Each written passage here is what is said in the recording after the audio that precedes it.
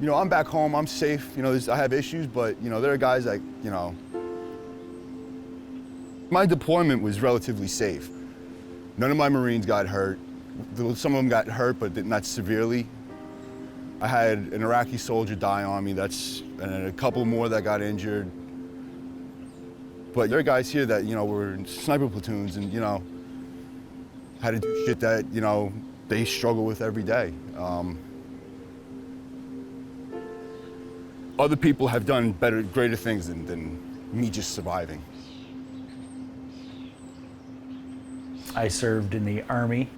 The majority of the time was in the Army Reserves. I spent some time in the National Guard for 11 years total. And the capacity I work in now is I'm the Veterans Program Director for St. Joseph's Addiction Treatment and Recovery Centers. The men that come in here and stay, they're here for between 6 to 12 months. Typically the average length of stay that we're finding someone able to reintegrate and really get some roots in the ground is around 6 to 9 months time frame.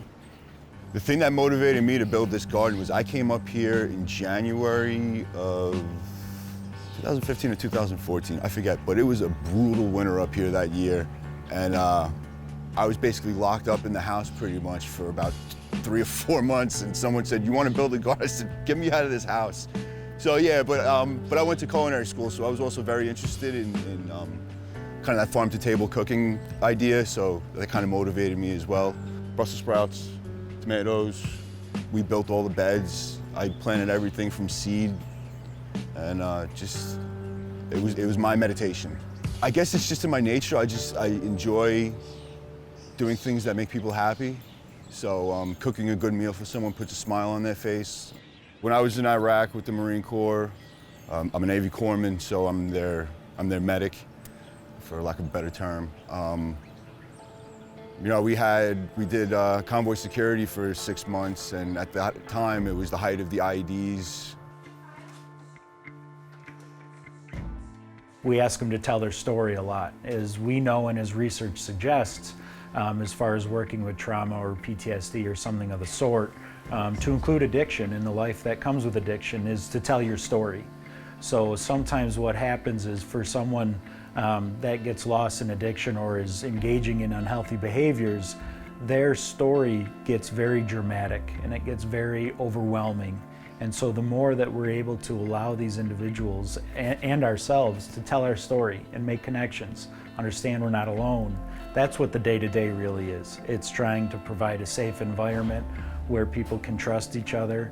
It's easier to gain that with another service member than it is with a civilian from the outside. You know, not understanding, especially between combat veterans, not understanding what combat's like, what being in that war zone is like, and the constant pressure of doing the convoys. I didn't really get a chance to decompress after coming back, so I came home, went to alcohol to be able to feel comfortable in social situations, to going to the cocaine because the alcohol was depressing me so much, to going to cocaine to be able to enjoy those social situations again. There's more use than what is being reported. I remember when I was serving, any kind of rite of passage, any kind of ritual, any tradition, any time that we had some kind of moment to celebrate, there was alcohol surrounding it. It's so pervasive. You know, you're learned a coping mechanism in your time in service, and it would be silly to think you're not going to use a coping mechanism that works. And alcohol and drugs work, whether we like it or not, whether it's good for us, they work. You know, this is just my guesstimate that, you know, 80% of the veterans that come out probably suffer with some sort of addiction after being in the combat zone. People that suffer with the addiction and the PTSD, it's not something that I was able to do alone. It's not something that most people that I know that went through the same problems was able to do alone. So, you know, just like, you know, being in combat, if you're in the and you're being pinned down and you need help, you know, it's you know, whether it's combat or life after combat, you know, it's the right thing to get the help that we need when we need it. It took me a few years to actually be able to actually truly man up and get the help that I needed.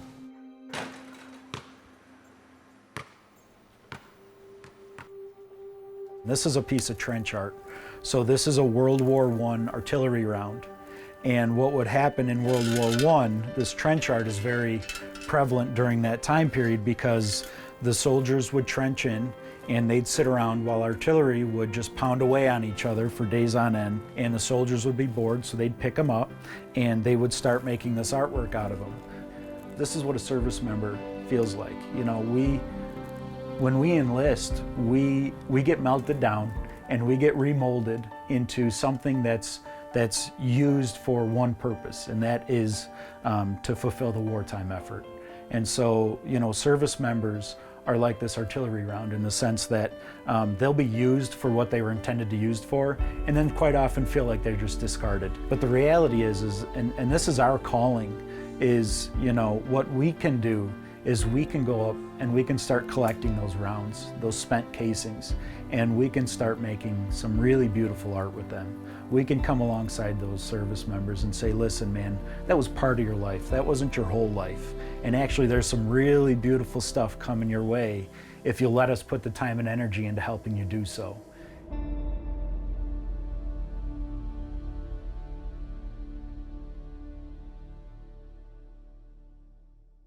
Veterans Coming Home on Mountain Lake Journal is made possible in part by Twin State Technologies.